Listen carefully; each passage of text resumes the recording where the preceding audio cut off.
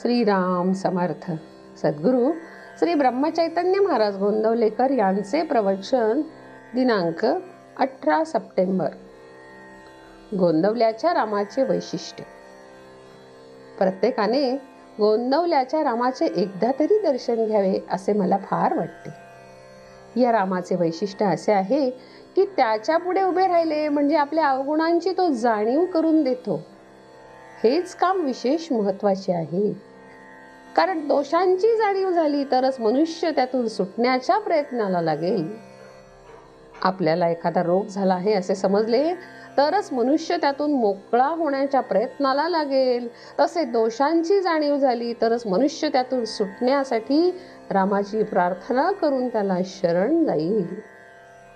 शरणागतावर कृपा करणे हे रामाचे ब्रीदच असल्यामुळे तो त्याला त्यातून सोडविलच आणि त्याचे काम होऊन जाईल. चांगला वैद्य कोण? तर जो रोग्याला भूक उत्पन्न होईल असे औषध देऊन नंतर त्याला भरपूर खायला देतो आणि ते पचेल असे औषध देऊन त्याला निरोगी आणि सशक्त बनवितो तो.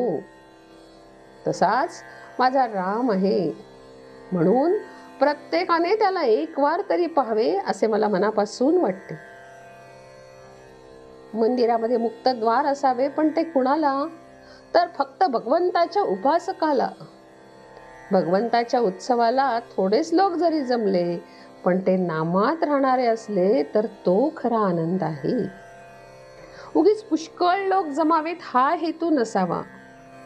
मंदिर हे भगवंताच्या उपासनेचे मुख्य स्थान आहे, म्हणून ते अगदी साधे असावे आणि जिथे उत्तम उपासना चालावी.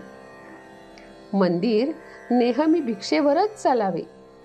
मंदिरातून व्रताची आणि ब्रीदाची माणसे उत्पन्न झाली पाहिजेत. भगवंताला उपासना प्रिय आहे, म्हणून सोन्याची मंदिरे बांधण्यापेक्षा दगडमातीच्या मंदिरामध्येच उपासना वाढवायचा प्रयत्न करावा. भगवंताच्या इच्छेने सर्व चालले आहे ही भावना ठेवून जे येईल त्याला नको म्हणू नये आणि जे येत नाही त्याबद्दल दुःख करू नये. आपल्याला भगवंताचा विसर पडला आहे, त्याचे स्मरण होण्यासाठी आणि ते सतत टिकविण्यासाठी भगवंताचे उत्सव करणे जरूर आहे.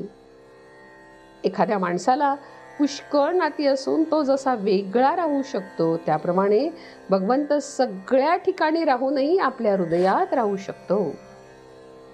तो सूर्याच्या प्रकाशासारखा एके ठिकाणी राहून सर्व ठिकाणी सत्ता रूपाने राहतो. ज्याची भावना खरी शुद्ध म्हणजे निसंशय असते त्याला दगडाची मूर्ती देखील देव बनते.